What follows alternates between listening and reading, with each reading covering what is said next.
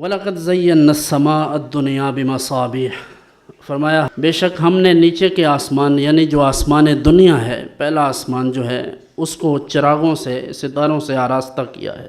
حضرت قتادہ کہتے ہیں کہ ستاروں کے جو مقاصد ہیں ان میں سے ایک مقصد تو ان کا یہ ہے کہ جب وہ روشنی دیتے ہیں رات کو تو ان کی وجہ سے لوگوں کو رہنمائی ملتی ہے، لوگ اپنا راستہ تلاش کر لیتے ہیں۔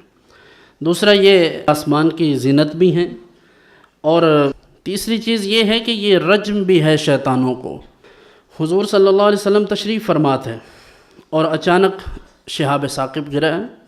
حضور نے پوچھا صحابہ یہ کیا ہے؟ تم اس کے متعلق زمانہ جاہلیت میں کیا کہتے تھے؟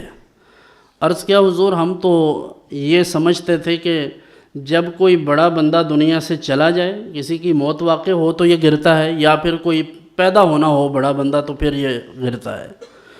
تو حضور علیہ السلام نے فرمایا نہیں، ایسا نہیں ہے، بلکہ اللہ رب العزت کوئی فیصلہ فرماتا ہے تو جو مقربین بارگاہ ہیں وہ سن کر سبحان اللہ کہتے ہیں۔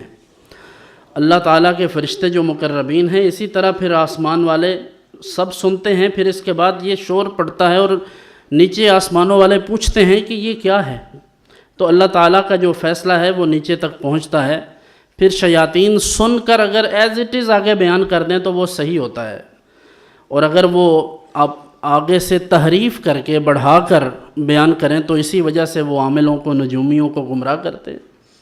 اب بھی آپ دیکھ لیں، ابھی ہمارا کتنا کاروبار انہی عاملوں کی وجہ سے چل رہا ہے۔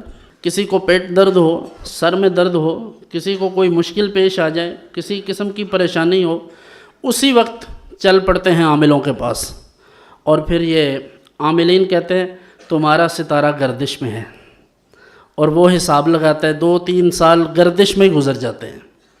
وہ کہتا ہے ہجے کوئی کام نہیں کر رہا کیونکہ انہوں نے دسیا کہ ہجے ستارہ گردش سے، تو زندگی لوگ تباہ کر دیتے ہیں انہی چکروں میں۔ یہ صرف کاروبار کے لیے ہے۔